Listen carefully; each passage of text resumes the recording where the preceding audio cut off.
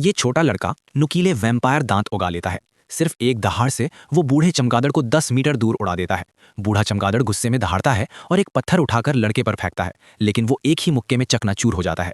लड़का एक छोटे चमगादड़ में बदलकर तेजी से आगे बढ़ता है और लगातार मुक्के मारता है, यहाँ तक कि बूढ़े चमगादड़ के नकली दांत भी गिरा देता है।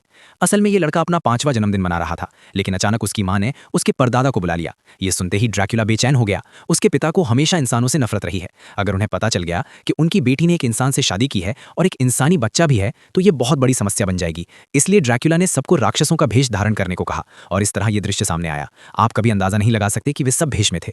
इस अजीब कपड़े पहने वैम्पायर को ड्रैकुला ठीक से देख पाता, उससे पहले ही बूढ़ा आदमी आ गया। उसने अपने परपोते को गले लगाने के लिए हाथ बढ़ाया, लेकिन ड्रैकुला ने तुरंत उसे दूर खींच लिया। फिर भी बूढ़े ने हाथ हिलाकर बच्चे को वापस अपने पास बुला लिया। उसने छोटे डैनी के दांत ध्यान से देखे और पाया कि उसके अभी तक वैम्पायर दांत नहीं आए हैं। ड्रैकुला और उसका दामाद पास खड़े थे, डर के मारे कुछ बोल नहीं पा रहे थे। अचानक बूढ़े को कुछ भी अजीब नहीं लगा। उसने सोचा कि बच्चा बस देर से विकसित हो रहा है।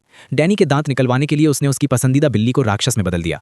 डरे हुए डैनी को देखकर ड्रैकुला ने तुरंत बिल्ली को वापस सामान्य कर दिया। बूढ़ा गुस्से में ड्रैकुला से सवाल करने लगा और सब लोग बच्चे की परवरिश को लेकर बहस करने लगे।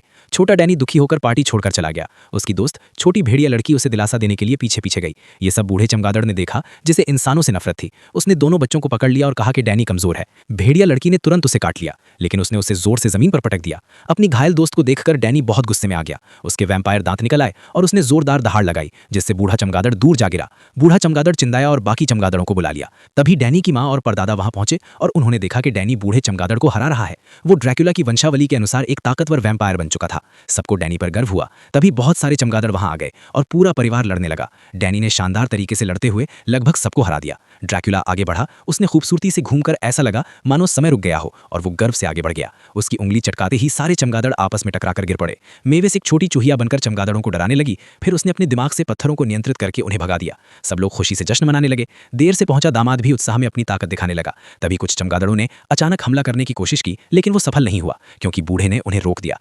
आखिरकार उसे समझ में आ गया कि वैम्पायर के दांत इतने महत्वपूर्ण नहीं होते, चाहे वैम्पायर हो या इंसान। अगर परिवार में प्यार हो तो वही सबसे जरूरी है।